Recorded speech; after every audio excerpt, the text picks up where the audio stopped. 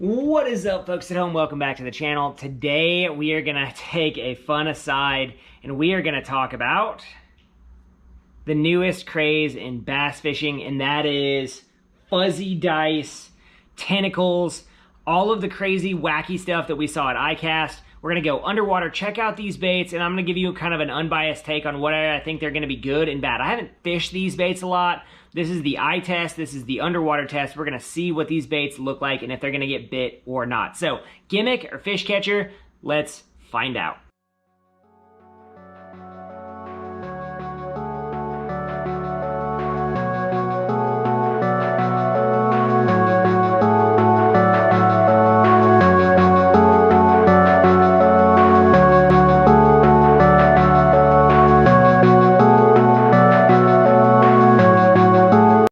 So I hopped onto Omnia the other day and I checked out all of the different variations of this fuzzy dice style baits. Right here we have a from Heidi Up we have the Coke 17 millimeter, right? And this is, for all intents and purposes, a parasite looking thing, right? It's a steady ball in the middle of a bunch of tentacles. Now, the cool thing about this bait is it moves a ton of water and has a ton of water displacement and is unlike anything that you're going to see. It also is a positive buoyancy bait. It also is a positive buoyancy bait, and it's going to float up. So if you fish this weightless, it's going to sit on the surface. If you put heavier fluorocarbon on it, a heavier hook, it's going to slow fall. I fished this Texas rigged and just on a Nico hook just to see what it would do, because I didn't know. I've never fished a bait like this to really honestly tell you and know how it's going to work really well. I can see this working really well Ned rig style. I can see this really working well Carolina rig because it floats up.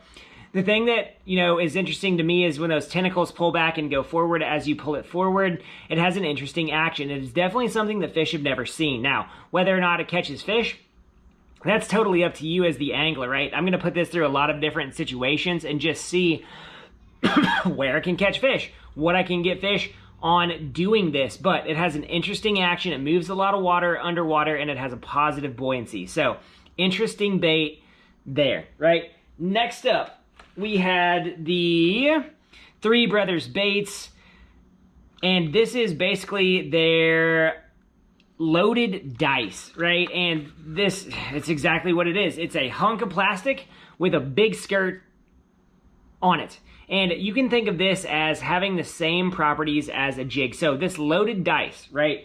What are we gonna do with this? We're gonna drop shot, we're gonna fish it weightless. It has a very slow fall. It has a very in-your-face kind of presentation. I like the colors with black and red. Honestly, this bait had a good underwater profile. It had a good fall. It's just one of those things that's going to be in your face and be an annoyance to bass, right? As far as application for this one, it's a sinking bait. It sinks very slowly, so you could fish it on a Ned rig, you could fish it on a drop shot, you could fish it wacky style.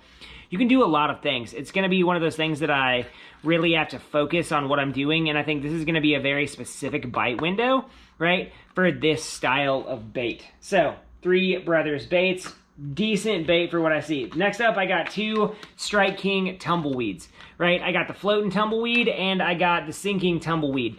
First up, the floating one is going to sink very, very, very slowly. So, when it's literally a octagonal shaped ball with different stuff threaded through each way. I'm going to rig this wacky. I'm going to skip it under docks. I'm going to put it by lily pads. It kind of reminds me of, a fly rod spider.